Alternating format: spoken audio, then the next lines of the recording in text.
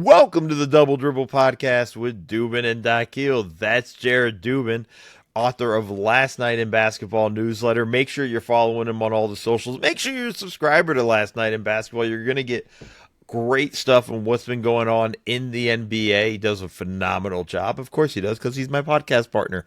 So I'm required to say such things. But that's also because I believe it. It's more important is that I believe it. I'm a subscriber. Are you? Is really the question. So make sure you're a subscriber.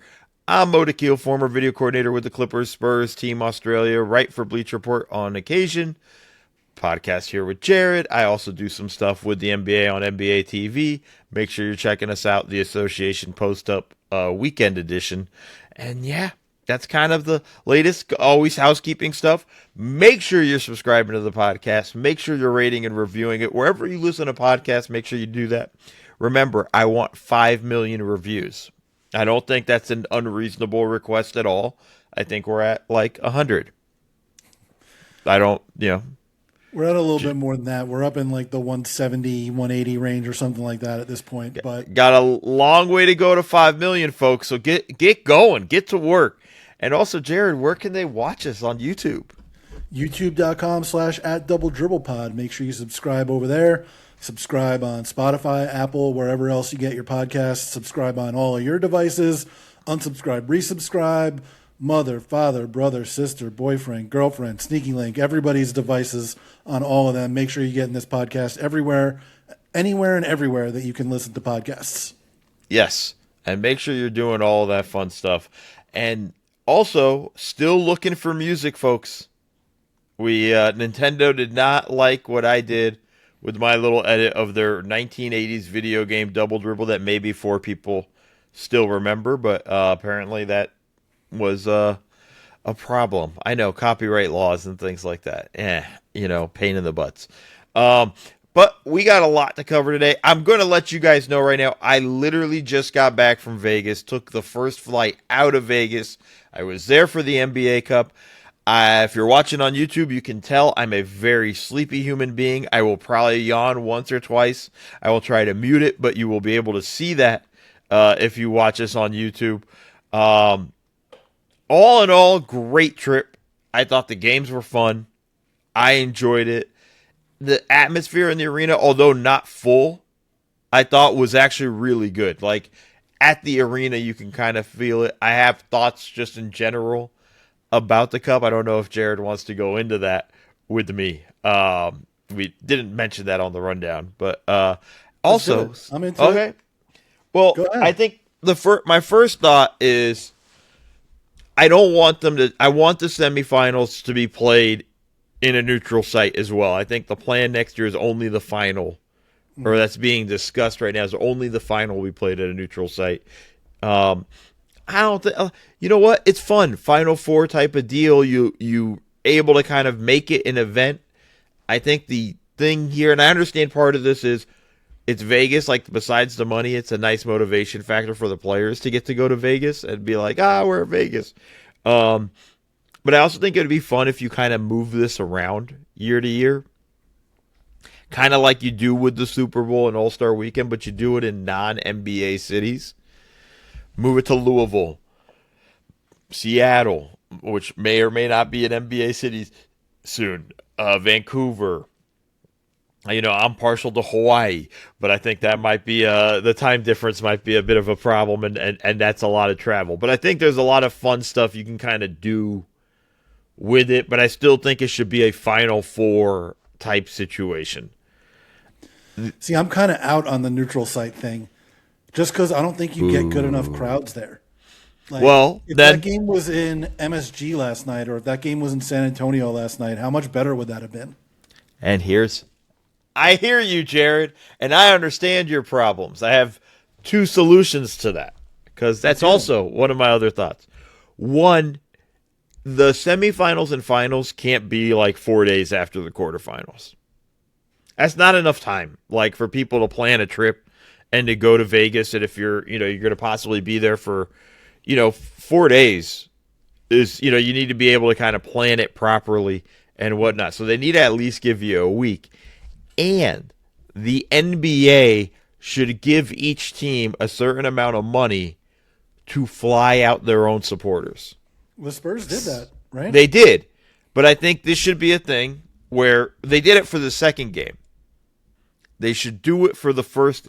They should bring out the supporters, like your season ticket holders, whoever, longtime ticket, fans, like, like the sales teams know who's kind of, for lack of a better term, worthy of getting to go. But like they should be able to say like, hey, thanks for being a season ticket, holder for like the past 10 years. Been with us for some rough runs.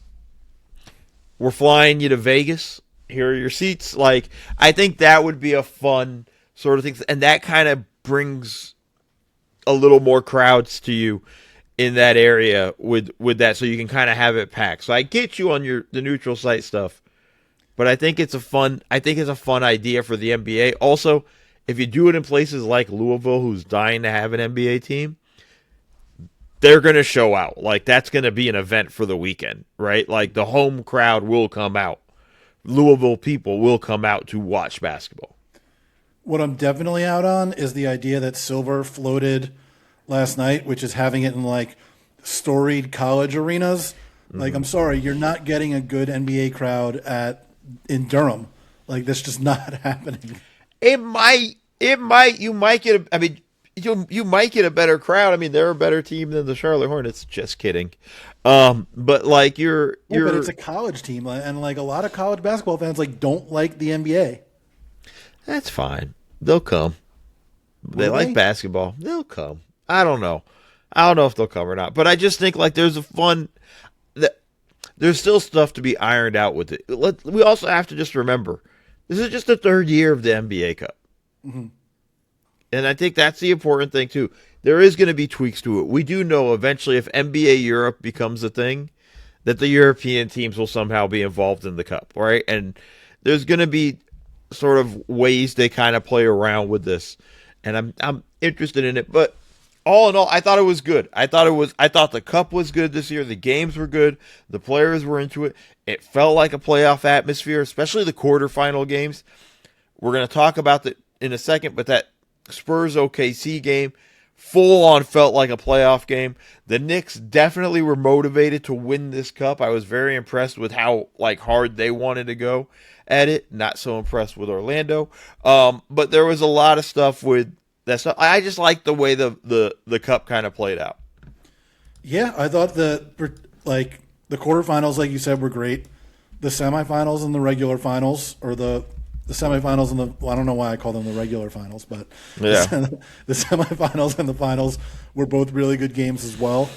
I am sort of neutral on the cup in general. People are like, oh my God, it's so stupid, blah, blah, blah. And I'm just like, apart from the games where you can't see the action that's happening on TV, like the games with the red courts have to go. Yep. You cannot have the red courts anymore. It makes it way too hard to see stuff on TV. The red courts and the Lakers piss yellow court have to go. Other than that, you can just watch it like it's a normal basketball game. Like you don't have to care about the cup to get into it. It's still a regular season basketball game.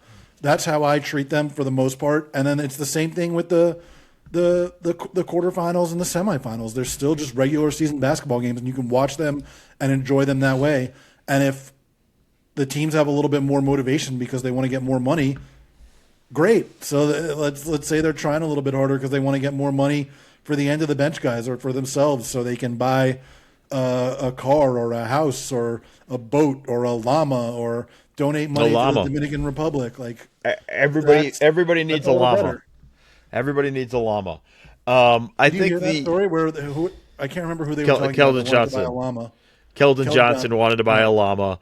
Do you think that he now can't buy the llama because he's only getting like 200,000 instead of 500,000? Do llamas cost enough money? No. The funnier thing was, so I was in Vegas with Zach Harper and Alexis Morgan doing a X Live pregame show for these things. And after the show, we ended up having that discussion and looked it up. He can buy a lot of llamas with $200,000. Oh, yeah. There's several different kinds of llamas you could buy. And he could buy, I think the most expensive we saw was like $10,000. So So he he could didn't buy a need lot to of win the llamas. cup to buy llamas. No, but he was. I gotta imagine though that's just to buy the llama. I imagine the upkeep and to keep the llama alive, which is also, by the way, a key sort of thing to have in this situation, is a little expensive. Well, he has a Still, farm that people yeah. ostensibly run for him because he's busy being an NBA player. I would imagine that he's not the one that's running the farm all the time. No, but it would be funny if, like, on his off days, he's out there feeding the chickens.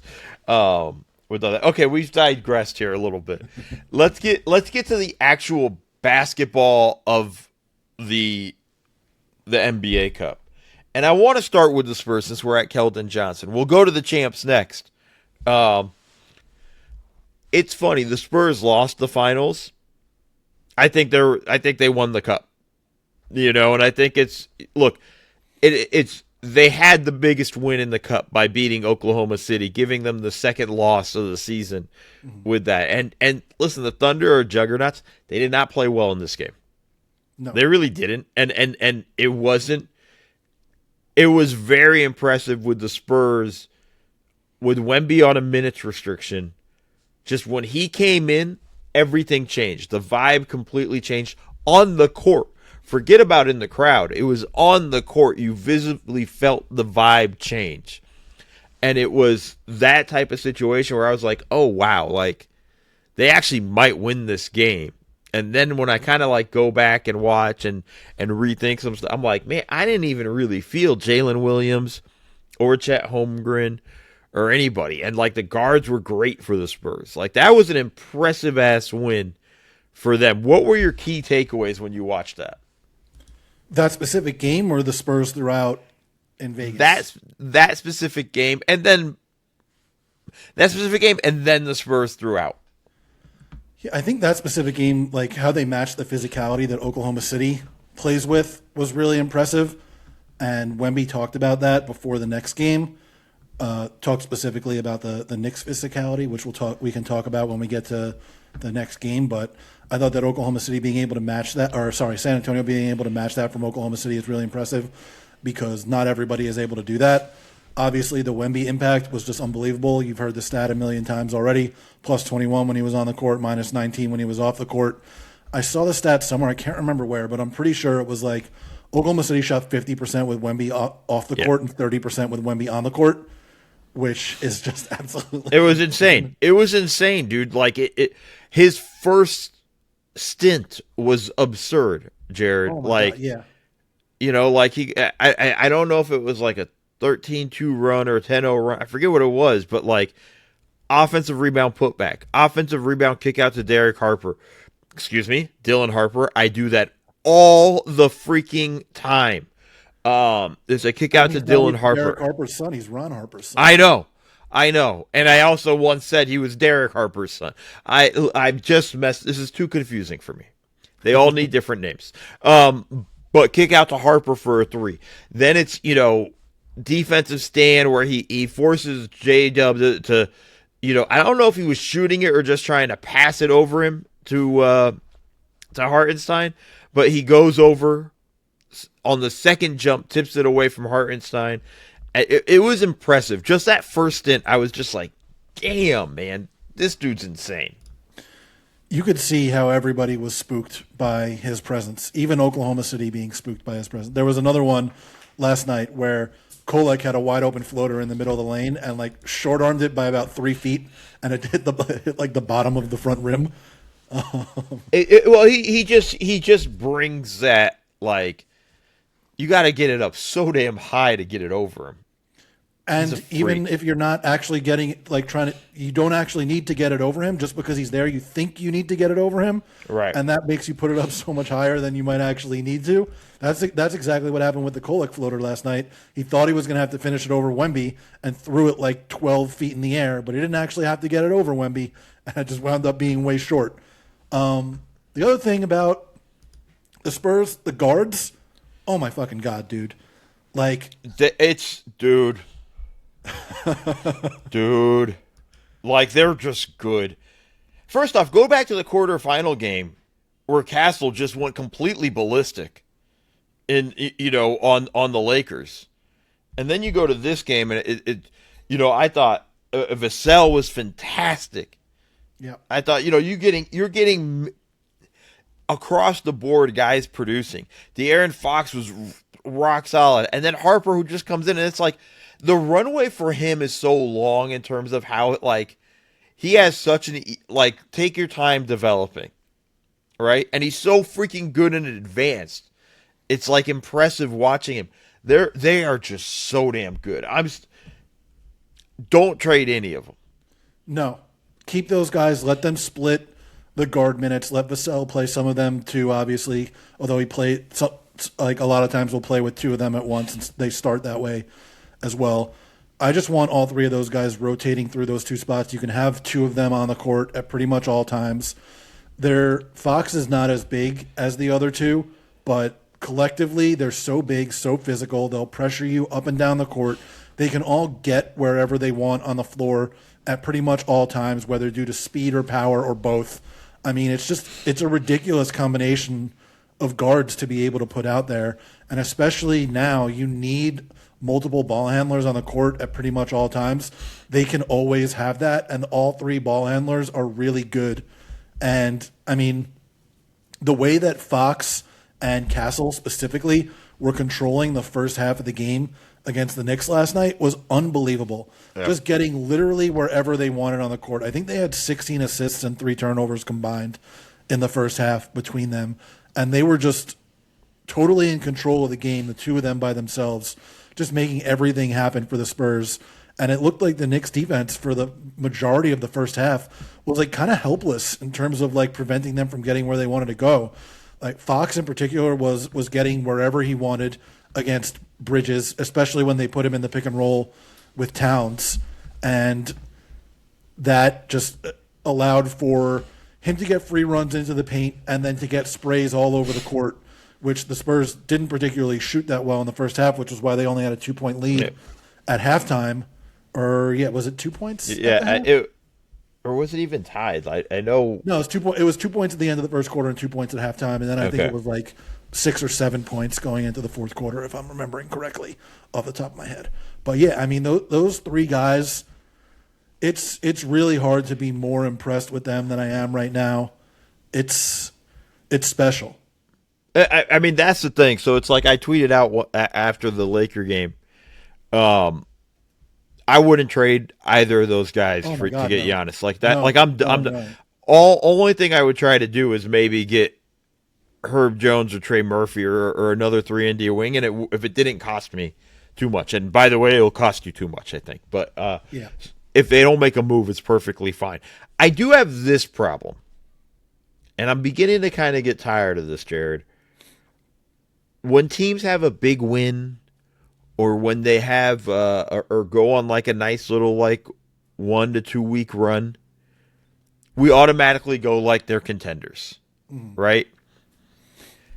Come on, guys. This team's... I'm sorry. I love everything we've seen from the Spurs. They're not contenders yet, right? They still have ways to go.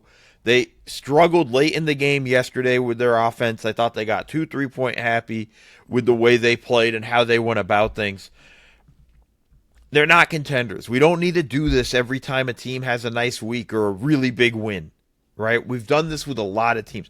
We're doing this with the Celtics now, right? And it's they had a nice run. Now they've dropped a couple of games. But now it's kind of coming back to... It's a long-ass season. And I feel we kind of play around too much with this. Soon as there's a moment, we go, contenders. Everybody, they're contenders. Hey, they beat the Thunder in one game. They're contenders, everybody. They're contenders. And everybody's kind of looking for reasons that it's not just going to be the Thunder. Because that's a boring answer. The team that's 24-2, won the title last year, is beating teams by 15 points a game, has already set the record for point differential, and looks like they're going to do it again. Looks like they might win 70 games. Anything that happens that could disrupt that, it's maybe there's another contender here. Maybe the Thunder aren't as good as we thought. Maybe San Antonio could really give them a series. And maybe they could, but it's also probably not as complicated as we're making it. the team that's 24-2 and is breaking records all over the place and was It, winning 16 games in a row is probably the team that's the best team, is probably the team that's going to win it. And like, yeah, the Spurs are very good and they're ahead of schedule. And a team with Wemby, as long as he's healthy, is going to be a contender every year for the next 10 or so years or however long his career lasts. But it's also still very early for these guys. They haven't gone to the playoffs yet. They are still built around a significant majority of young guys. Like, yeah, Harrison Barnes is an older guy. De'Aaron Fox has experience. Keldon Johnson has experience. But the rest of the guys on this team are all really young. And generally, and De'Aaron Fox talked about this at one of the press conferences, like generally you do need to lose a time or two in the playoffs before you're really a legitimate contender for the title. And like Wemby might not think that because he's the most confident guy in the history of the universe. no, I'll be honest with you. He actually had like kind of these comments in the press conference. I'm sorry to interrupt you, but like he even kind of said after the game with the Thunder, they're talking about the rivalry. It's not really a rivalry. We're not even on their level yet. Like, and that's after they beat them. That was the next day. Like, there's a level of like, part of what I like about him too is just sort of that understanding of like, yeah, we're not there yet. Like, yeah, that was a great win, but we're not there yet. But the rest of us are running as fast as we can to say they are. And I think that also becomes a problem with that when we talk about unrealistic expectations and things. And now there's who should they trade to fast forward there? Like, nah, dude, just let this thing. This is what the Thunder did. Mm-hmm. Let this thing grow. Let it breathe. Let it breathe. You know what it reminds me of? It reminds me of the Thunder 2 years ago where everybody wanted them to trade for a big guy. Like, oh, they're so far ahead of schedule. They can win it this year. And like, maybe they could have if they went and got a big guy. But you know what happened instead? They waited and got Isaiah Hartenstein, who was the absolute perfect fit as a big guy. And they got the experience along the way. And they wound up getting Hartenstein and Caruso, who made them, into one of the best teams that we've seen in a really long time. To be honest, I was one of those guys, but I wasn't asking them to make a major trade. Just, they facilitated Daniel Gafford going to Dallas. They probably could have just gotten Daniel Gafford. Lively going to Dallas too.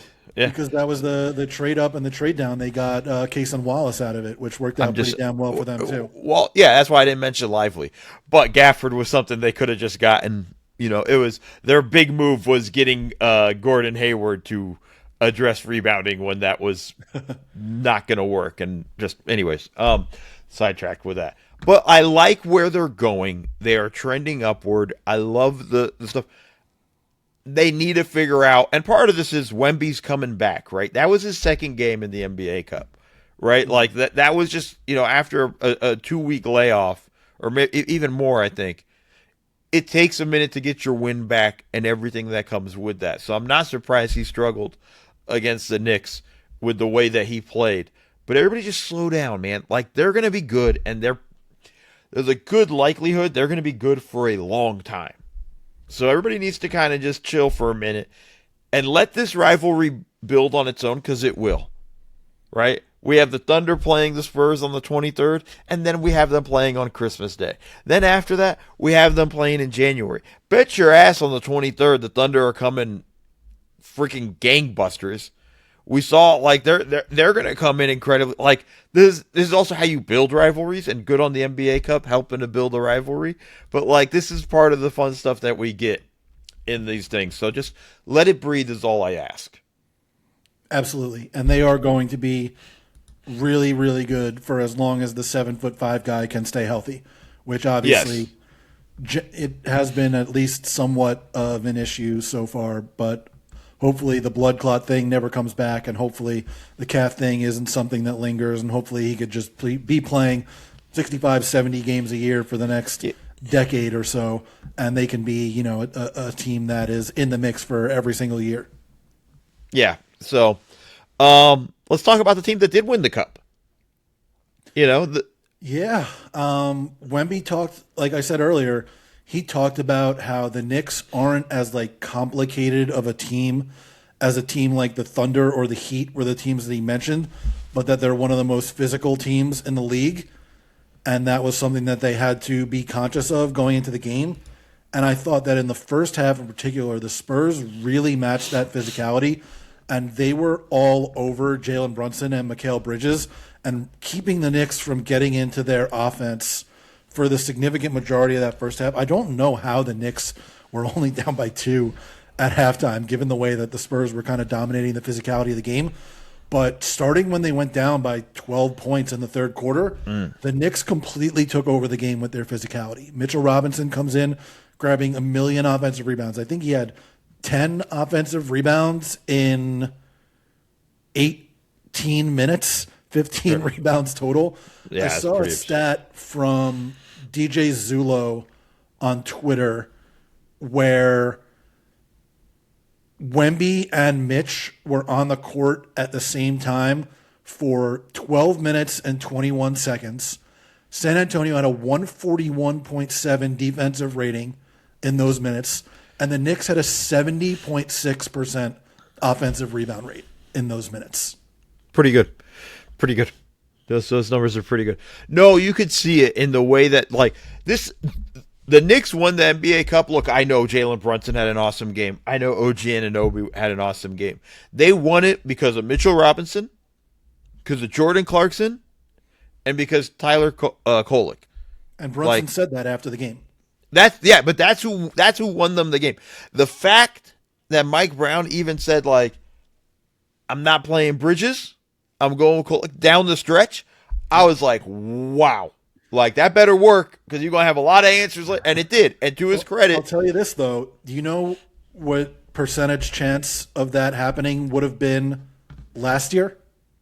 Negative 57,000. 0.00000% chance of that happening last year. And you know what? It was the right button to push, especially because of what I said earlier, where they needed another like primary ball handler on the court because of the way that the Spurs were pressuring Brunson up and down the floor, and the Knicks were struggling to get their offense initiated throughout the first half.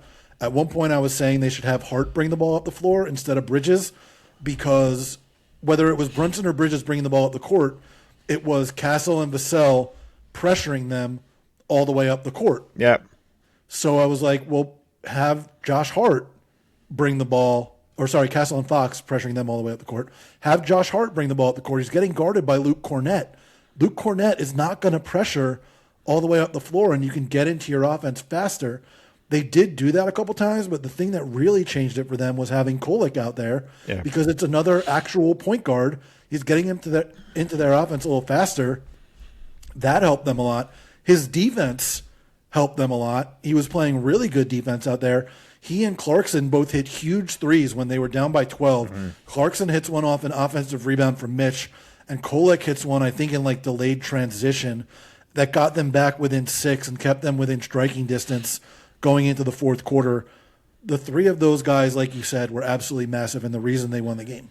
Yeah, I mean, they turned the tide, really. You know, Clarkson with 8 points in the fourth quarter was big. It's like just all of it was like impressive with the way they played, and it just showed also like how deep this Knicks team can actually be, which is again stuff we didn't get with Tibbs.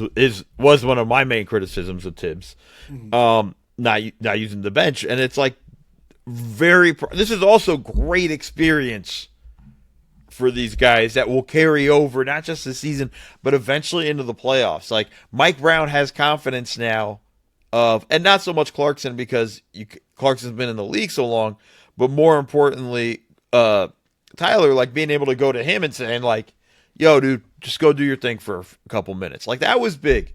I thought, I was just impressed. I walked away from the Knicks 2 games completely impressed. I thought they did a great job against Orlando. Just aside of Orlando, like, I don't know what they were doing defensively because that just looked like practice defense. Like the way they played so soft defensively. And I don't mean soft like not physical, but like They weren't pressuring. They weren't really picking. The pickup points were really low. It was a big difference you saw when the Spurs were pressuring the Knicks, versus when they weren't, right? Versus Orlando not doing it, and it was like night and day. But to the Knicks' credit too, man, like they solved it. I was pretty impressed with them. Like this is a big win, but this is also like this is the Knicks team I kind of was expecting. Yeah, it was just honestly, it was just a professional effort from them in both games. Like that's the best way to describe it. Like they came out there and they handled business against two good teams that played them in vastly different ways. Like they came out in the Orlando game and just won by running up and down the floor and playing like one of their best offensive games in the season, despite the fact that they only made 7 threes, I think, in that game, which was I believe, their lowest total of the season. But they shot something like 65% on twos or something like that because they were just getting absolutely anywhere they wanted on the court. And then they come out and play a much different game against the Spurs. Like, even outside of the fact that it was the Cup Finals, that was just a really, really good win for the Knicks, going down by double digits, not flinching at all, coming out and completely taking over the game with physicality, and then out-executing the Spurs on both ends of the floor down the stretch. Like, that's just, even if that were a random regular season game in December, you'd be like, yeah, that was a really good win for that team. It was very impressive with just the way they played. Fun stuff. And now they're Cup champions. Let me ask you this question, because it's being reported the Knicks will not raise a banner to commemorate winning the NBA Cup. Where's your stance on the banner? I don't care that much either way. I will say this is a team that raises. Damn it, Jared! You're on a podcast. We're freaking trying to build a thing up. Just have an opinion one way or the other. Fuck. I'm gonna have a little bit of an opinion here. No, a whole opinion. I'm getting to it right now. This is a team that raises Atlantic Division champions banners. Like, if you're acting like you're above an NBA Cup banner, I don't think you are. So to me, this reads more as James Dolan, who has like a vendetta against the league office and has been enacting that over the last several years. This reads to me like him sticking a thumb in Adam Silver's eye and being like, I'm not going to raise a banner for your precious NBA Cup because I'm against everything that's going on in the league office over the last several years. We don't like it. We don't like you. We're not going to raise a banner for the Cup. We're going to be the first team that won the Cup to not raise the banner because we just don't care about this. And I don't believe that like the Knicks are above an NBA Cup banner. I understand you got designs on bigger things, blah, blah, blah. You know who has raised cup banners? The Lakers, who win championships all the fucking time, and the Bucks, who just won a championship like 4 years ago. Like, nobody is above raising a banner for this. So don't tell me that you're above raising a banner for this because you have bigger things in mind. I think it's more about Dolan against the league office than it is about, like, we don't care about the Cup. We only care about the finals. Yeah, it's also always smart to be going up against the league office when you're trying to be a championship level team. Like, that always works out. Here's my thing at the end of the day. It's hard to win in the league. In general, it's a tough freaking league, right? Like, I get it. We have designs of June. Cool. Can't you just then you raise 2 banners? Like, that's fun. Let your fans have Lakers something and to Bucks celebrate. have like different banners than the championship banners. Like, it can be a different banner that looks a little. I mean, bit let's different. just be honest. Most New Yorkers don't know what a championship banner for the Knicks looks like. Oh, come on! Don't do that to me. You haven't won since '73. You know, like, even the fire trucks are coming. They keep it in. Even the fire trucks are coming, and they want a freaking banner. I just think it's petty from him on his end of just saying like, "Hey, we're not raising a banner." This is an assumption that we're making that this is why, but I think it's a pretty good assumption. No, I'm almost positive. I'm happy to take that. Don't sue us, please. I'm happy to kind of take the make it that way though. But even if for whatever reason, celebrate your team winning this. This was fun. Those guys celebrate. I was there when they won. They rushed the court like they enjoyed. Like, let them celebrate putting up a banner. Like, it's just fun. Who does it hurt? Do you have to move over Billy Joel's banner and Fish's banner to put it up there? Like, is it like what is it? Make sure the banner is made in America, help the economy grow. Like, why can't we just have like, I just think it's dumb. And I was annoyed when people were like, well, look how corny it is. The Lakers are putting up a banner. Celebrate your successes. I don't get mad when a team puts up a division banner. Celebrate your successes. Do whatever you want. Celebrate them. Big, small, all of that. I just feel like it's petty and lame. Yeah, we got to stop pretending that there's only one thing that matters. Like, regular season success matters, cup success matters. Like, just put the fucking banner up, Like, and if you have another one that you could put next to it, then you have another one that you could put next to it, and that's even better. Just saying, man. Like, I just think okay. We need to move on. I just think Bannergate is. I just think it's dumb. Oh, God, Bannergate. We should also, before we go, we should give a shout out to OG Anunoby too, who was spectacular in the first half and kept the Knicks in it. That was absolutely massive for them. We at one point were discussing. We're like, is OG going to win the NBA Cup MVP? Like, the way he was playing and at the level he was playing, it really looked like it. It's good stuff. Like, in general, OG. It's such a difference for the team when they have OG. Like, he's having an awesome year. Like, first unbelievable team season, lock year. Like, that good defensively and offensively, shooting the crap out of the ball right now. Was awesome in this game. And then quickly on the depth stuff, no Deuce McBride, no Landry Shamet in that game either. So that obviously was something that, like, you got two more guys that you can bring off the bench. But I think Kolek has kind of carved himself out a role with what he's done over the last several games. And I'm interested to see how that plays out because other than Robinson now, who's coming off the bench since Hart moved into the starting lineup, they're really small off the bench, especially if Yabusele isn't going to play. And it seems like he's kind of fallen to the fringes or even out of the rotation. He didn't play at all. But between Kolek, McBride, Clarkson, Shamet, that's really small coming off the bench in addition to Mitchell Robinson. So I'm interested to see how that works out. I won't be surprised if if there becomes a 2-for-1 situation for them and they bring in a more of a wing, even though they still have a pretty strong wing rotation, but kind of consolidate. Gershon Yabusele might not be long for New York type of rumors. But the fact that he's got a player option for next year makes things pretty difficult, I would say, in terms of trading him. All right, so here I want to end with this. I was in Vegas, folks. I talked about it already. I am sleepy.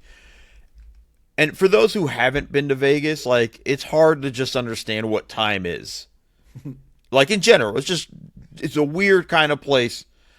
I was there for 5 days, felt like 5 years.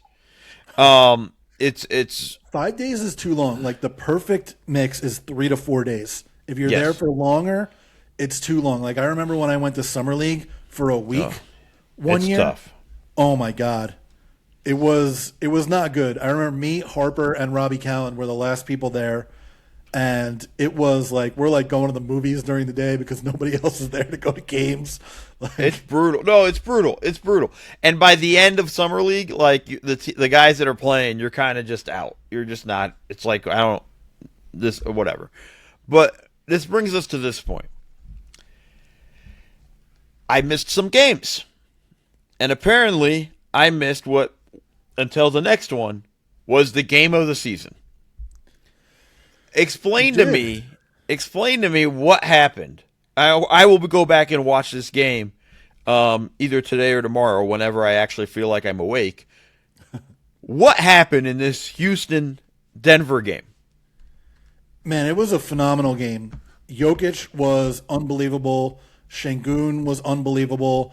KD had like 5 or 6 blocks, if I'm remembering correctly. Jamal Murray couldn't miss, was parading himself to the free throw line throughout the entire game. Reed Shepherd took 147 shots and didn't make very many of them. That was an interesting stuff. He comes in and immediately in the first 3 minutes, he's like 0 for 6 coming off the bench, and I was like, oh my god, It's gonna especially be because that kind of night. I had him in my three things the next day about how I have liked some of the pick and roll stuff that he was doing recently, and I was like, great. Now I'm going to have to add a note about how he sucked against the Nuggets last night. He did eventually make some shots and played a bunch for them down the stretch of the game, but not a particularly good game for him. But Şengün triple-double, Jokic triple-double.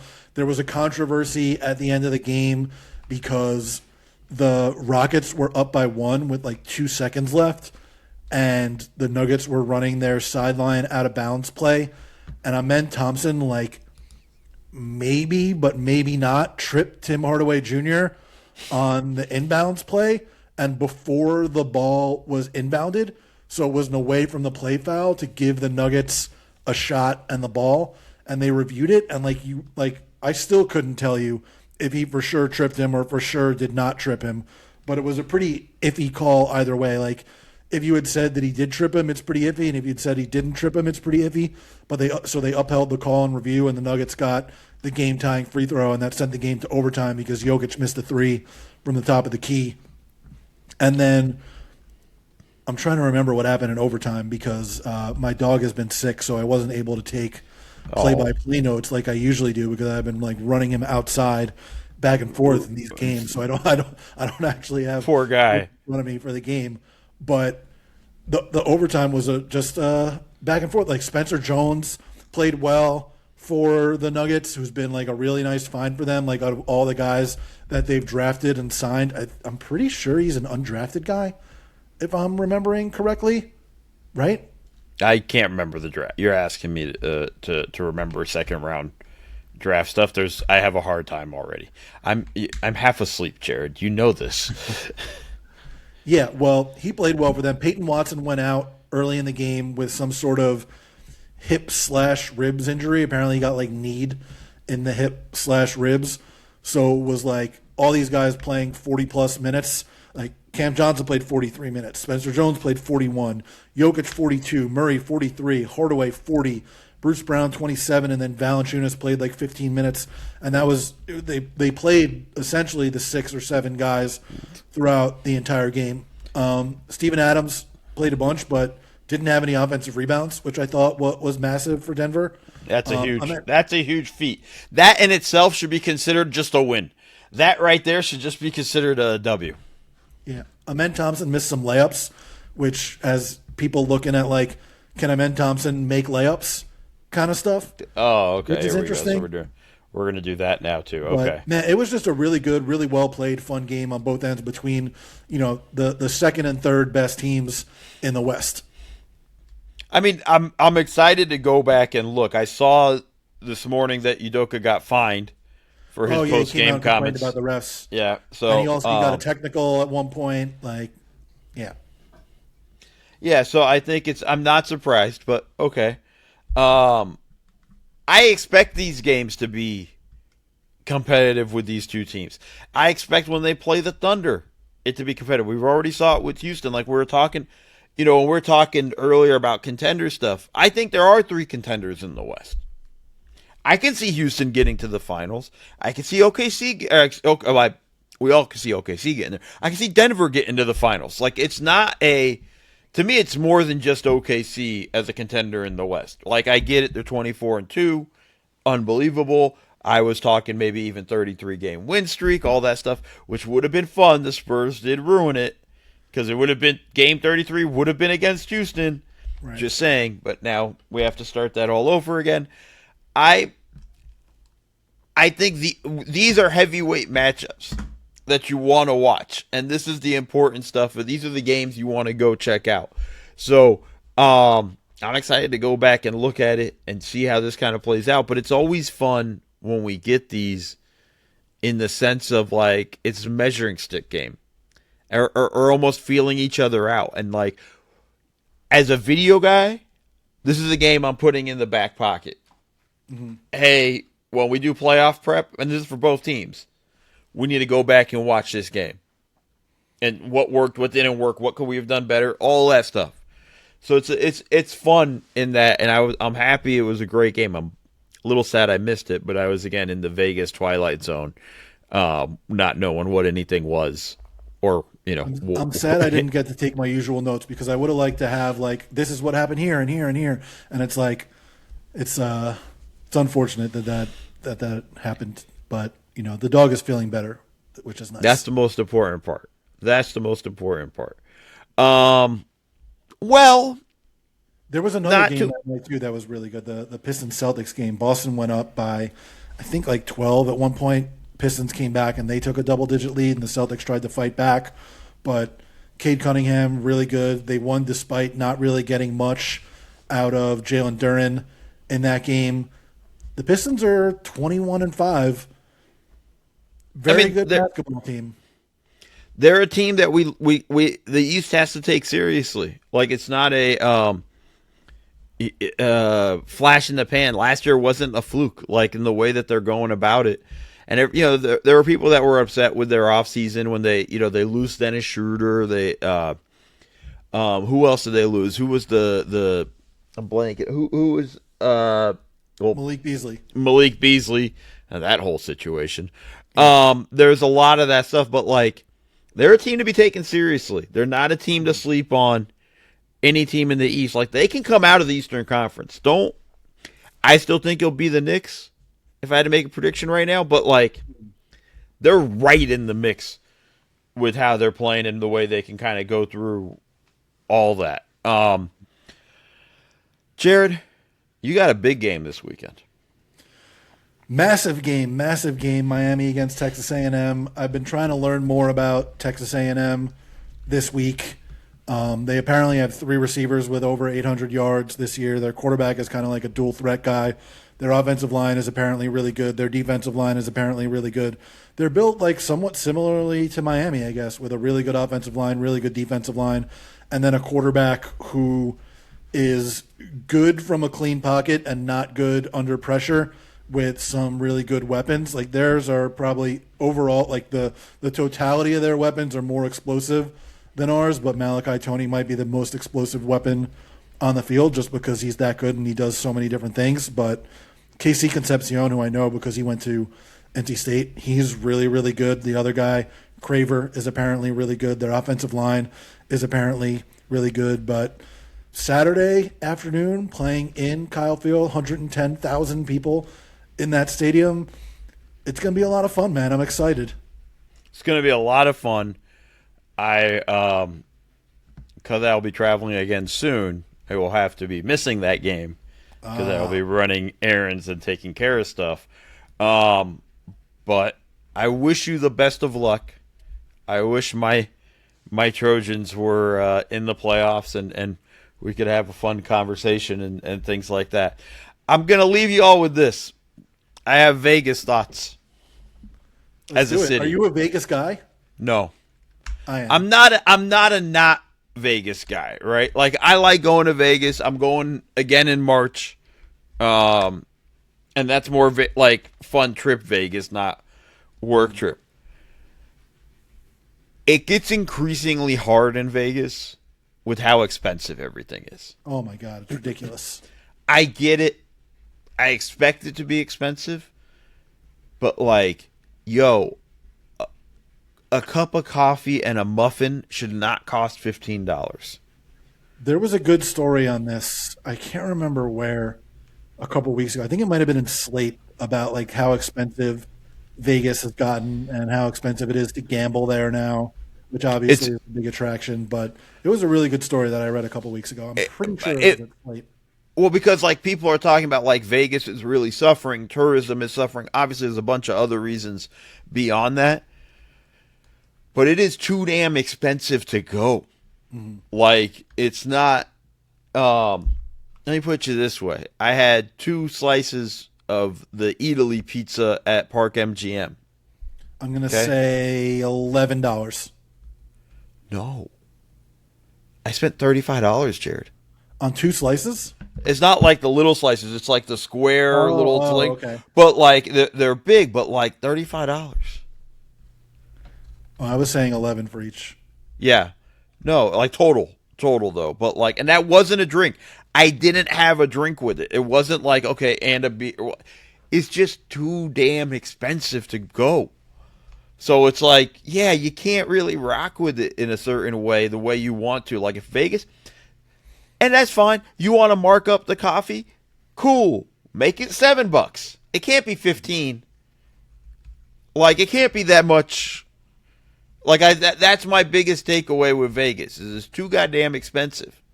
Like dinner's way too crazy expensive. It's The dinners, I mean, like you might as well like throw your wallet to them when you walk in the door. yeah, it's like come on guys, like we got to be a little bit better than that. Like I just think, and you're gonna talk about like tourism's really taking a hit there, yeah, part of it is because you guys priced out the tourists.